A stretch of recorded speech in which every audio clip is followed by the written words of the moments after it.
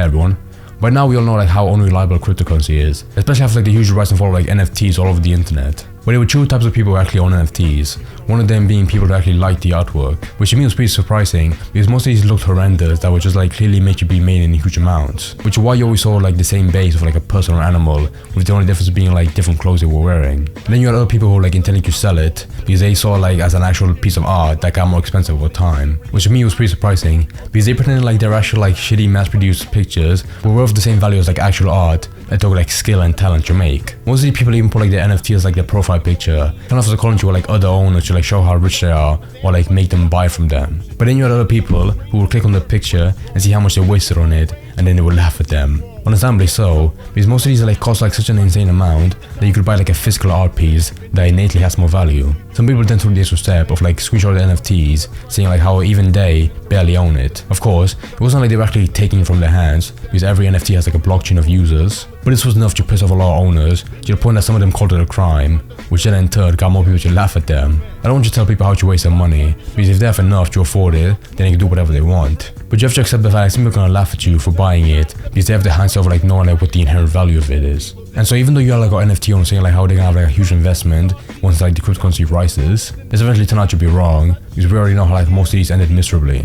Which is one of those things where people saw this new trend rising and like automatically believed it was going to be like the next big thing. I should mention the whole FOMO like surrounding these cryptos, where you had people like who were pretending like they were stockbrokers saying like you have to buy in a dip and then sell when it rises. All this is just show like how unreliable crypto is, as well as like any company that is centered around it, with one of the well-known ones being the Turkish exchange company, Fodex. Fodex was first founded in 2017 and became pretty successful because it was the first like global exchange in Turkey, and at the time it was only like one of 4 companies in that country, and they even like founded like Bitcoin ATMs, so it was pretty big. And to be honest, they had a pretty huge growth, transforming it like to this level in like such a short small time, especially when crypto wasn't as big in 2017 as it is now. So even though it was pretty prominent, they still had a lot to like take advantage of it when it blew up. However, even though I'm trying to make him sound like a pretty old company, I'm only giving context behind the CEO, who was arrested and charged from fleeing the country to Albania back in 2021, taking investors' assets with him. Because during the year, the CEO paused the exchange for like an external investment that wasn't specified, meaning that it was offline for between 4 and 5 days,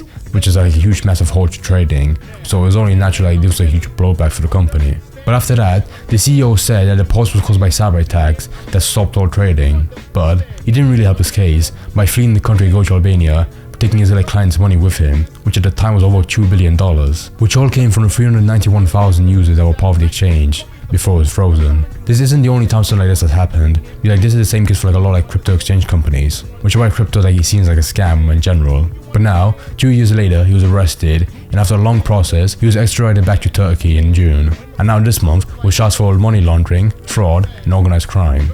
So that external investment back in 21 probably has a meaning now, because he probably kept it a secret because it was illegal. But one thing I like about this case is that during the court hearing, the CEO explained like how he's innocent because he wouldn't have done this like an amateur if he actually intended on doing crimes. Then saying that he's smart enough to lead any company on the planet, backing up by the fact that he started Fodex when he was 22. So I guess he started the court hearing pretending like he's a genius, saying like he's not dumb enough to make that kind of mistake, even though he very clearly did. Following it up with him saying like how he's the smartest man alive, which is the best way to like make yourself sound like a dumbass with a huge ego. I don't even know why you would say it's in court, because like regardless of the context, it just makes you sound arrogant. The CEO's brother and sister were also charged for the same crime because they worked with him, and all 3 of them went up against 2,027 victims who suffered greatly from the exchange collapsing. This is what led to them having like such a long jail sentence, and even though it might not seem like the siblings are like at the front of the company, they probably got the same amount of years from like going up against all those victims. The reason why this jail sentence is so long is because Turkey actually abolished the death penalty back in 2004, so the most strict punishment they would give for this kind of crime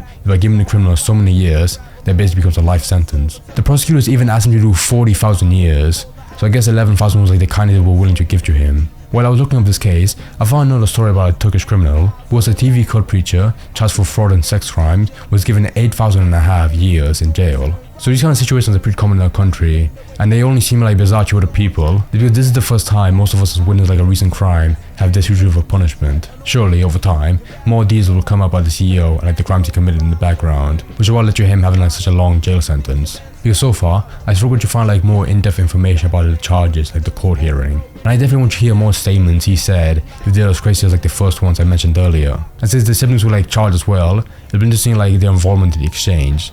But that's all I have to say. So hope you guys a video, and I'll see you next time. Bye.